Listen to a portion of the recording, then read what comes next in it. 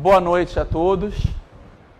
O grupo está um pouco menor hoje, mas parece que todos que estão aqui hoje vieram ontem, então eu não preciso fazer uma retrospectiva do último episódio muito longa. Como vocês lembram, no último episódio eu tentei discutir com vocês a questão da tríade básica da escola austríaca. E seguindo aqui o livro do professor Ubiratã Iorio, que para quem não comprou ainda, eu aconselho o esqueminha dele, direito autoral, deixa eu até que escrever ali embaixo, fonte. Eles ganharam o livro. Tem a ideia dessa tríade básica: ação humana, tempo dinâmico, incerteza genuína. Por intermédio dessa tríade básica, nós temos elementos de propagação: utilidade marginal, subjetivismo, ordens espontâneas, que vão influenciar na epistemologia, na filosofia política e na economia. Então, retomando um pouco esses temas que eu tratei ontem, eu vou aqui voltar algumas pequenas coisas. Exemplo, a praxeologia. Se nós pegarmos o Ação Humana, que é outro livro fundamental para o entendimento da escola austríaca, nós temos na página 3, Mises dizendo o seguinte: os problemas econômicos ou catalíticos estão embutidos numa ciência mais geral, da qual não podem mais ser separados. A essa ciência geral ele chama praxeologia. A praxeologia, ela tem, indo aqui na página 32, é uma preocupação que hoje nos parece até um pouco fora de lugar, ele dedica todo o capítulo à questão de praxeologia e história, uma parte. Por que isso? O grande adversário de Mises e da escola austríaca nessa época era a escola histórica. Hoje a escola histórica de economia é um fóssil, mas na época existia como uma corrente dominante a crença de que, por intermédio dos acontecimentos passados da economia, poderia se determinar a economia presente e a economia futura. Toda uma visão de um historicismo. E isso não foi só na economia. Se nós pegarmos uma das grandes obras no campo político de Karl Popper, A Miséria do Historicismo. Então essas teorias historicistas de base hegeliana eram muito fortes, não só no pensamento econômico, mas no pensamento sociológico. Então, nessas ciências da ação humana, refutar o historicismo e a escola histórica se tornava algo fundamental. Hoje eu acho que vai ser difícil encontrar alguém que ainda, salvo um marxista mais radical ou outro, você não vai encontrar essa visão, mas ela ainda era muito forte nessa época. E Mises, para resolver o problema, diz: existem dois ramos principais da ação humana.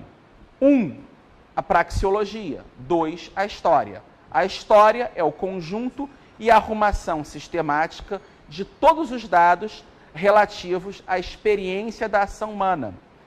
Lida com o conteúdo concreto da ação humana. Só que ela lida com a ação humana que passou.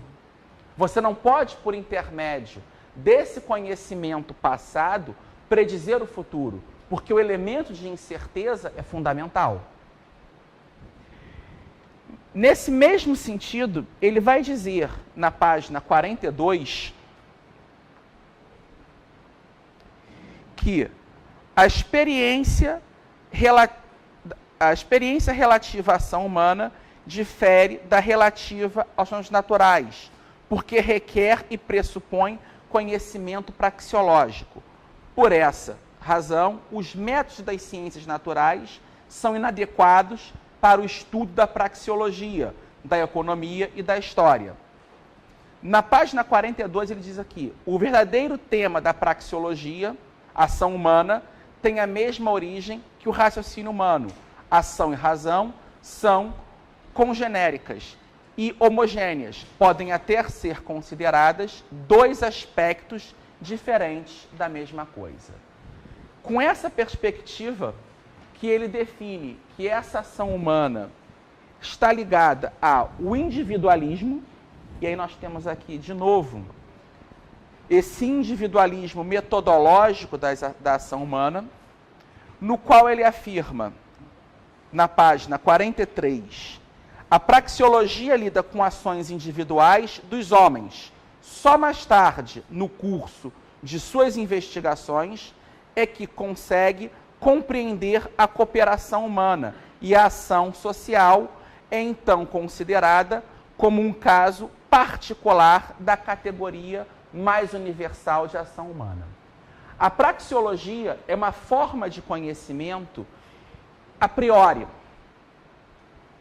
Se nós pegarmos a terminologia de Kant, Kant diz que ao tentarmos buscar o conhecimento, nós temos 3 tipos diferentes de juízos. O primeiro ele chama de juízo analítico. Exemplos de um juízo analítico. O juízo analítico é aquele que numa preposição A, servindo como sujeito, está contida uma proposição B, que é o predicado. O exemplo clássico de Kant: todo corpo tem extensão. A própria definição de corpo pressupõe essa extensão. Ocupa um espaço. Então, todo corpo tem uma extensão.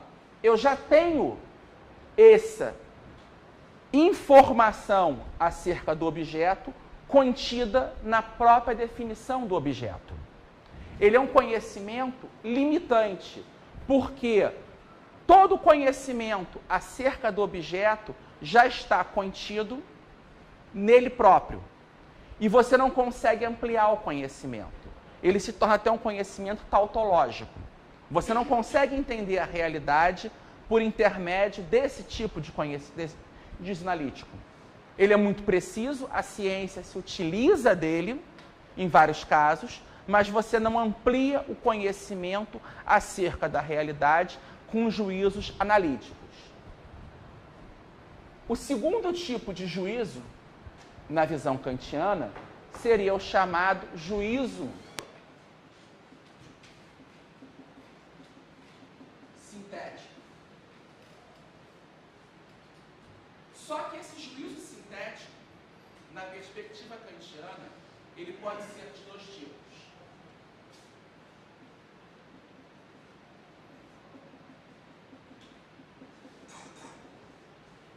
Juízo sintético a posteriori e o juízo sintético a priori. O juízo sintético, nós temos o juízo sintético analítico e o juízo sintético a posteriori, que seria o conhecimento empírico, tal como eu defini ontem. Por intermédio da observação dos fatos da realidade, nós ampliamos o nosso conhecimento dela. Todavia, Kant informa que esse tipo de conhecimento, ele é um conhecimento parcial, porque nós não temos informações na realidade suficientes para chegar a uma conclusão verdadeira sobre um assunto só com dados da realidade. Então é importante ir nesses juízos sintéticos a priori, que é o que a ação humana é. A prioristicamente, antes de observar o fato, nós temos esses axiomas que vão determinar como se dá a ação humana. Nesse núcleo fundamental da escola austríaca, ao ter como pressuposto uma nova ciência da ação humana, Mises vai definir a ação humana como algo deliberado do homem. O homem necessariamente precisa agir. E ele vem aqui na página 12 do Ação Humana dizendo: ação humana é comportamento propositado. Também podemos dizer, ação é a vontade posta em funcionamento. transformada em força motriz. É procurar alcançar fins e objetivos. É a significativa resposta do ego aos estímulos e às condições do seu meio ambiente. É o ajustamento consciente ao estado do universo que lhe determina a vida. O professor Iorio, aqui no livro dele, Ação Humana, diz, na parte de ação humana, ação para a escola austríaca significa qualquer ato voluntário, qualquer escolha feita deliberadamente com vistas a se passar de um estado menos satisfatório para outro, considerado mais satisfatório no momento da escolha. Esse é o núcleo básico da ação humana. Eu acho que com isso nós retomamos esse ponto da ação humana. Eu vou rapidamente voltar aos outros dois núcleos para darmos continuidade à nossa aula de hoje. O segundo componente é a concepção dinâmica do tempo, ou tempo subjetivo, ou ainda tempo real. E como eu disse, essa concepção da escola austríaca é retirada do filósofo Henri Bergson, filósofo francês, começo do século XX, e Bergson, sobre o assunto, diz o seguinte: duração, que é o conceito fundamental, esse tempo real que Mises utiliza, é o conceito de duração. O tempo mensurável da ciência é o tempo mecânico, ou seja, um tempo espacializado, como o tempo do relógio, que é um conjunto de posições dos ponteiros sobre o quadrante. Este é o tempo reversível, no sentido de que em um fenômeno mecânico é possível voltar atrás e partir novamente do início. No tempo da mecânica, cada momento é extenso ao outro, é igual ao outro. Um instante segue o outro e nenhum instante é diferente, mais intenso ou mais importante que outro. O tempo da experiência concreta, ou seja, a duração, esse tempo que a escola austríaca usa, é uma coisa bem diferente do tempo da mecânica. E isso porque o tempo concreto é uma duração vívida, irreversível, nova a cada instante. A consciência capta imediatamente o tempo como duração, e duração quer dizer que o eu vive o presente, com a memória do passado e a antecipação do futuro.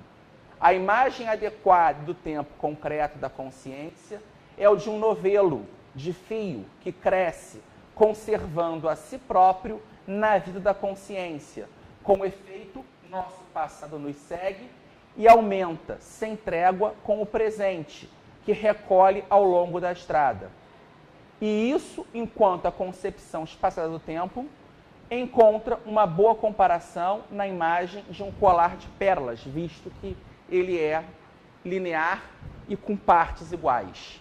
Então, essa é a diferença básica. Sobre a concepção de tempo, Mises, no Ação Humana, na página 101, vai dizer o seguinte: o que proporciona ao ser humano a noção de tempo, a consciência da passagem do tempo, é a ação humana. A ideia de tempo é uma categoria praxeológica. A ação está sempre dirigida ao futuro, consiste essencial e necessariamente em planejar e agir com vistas a um futuro melhor.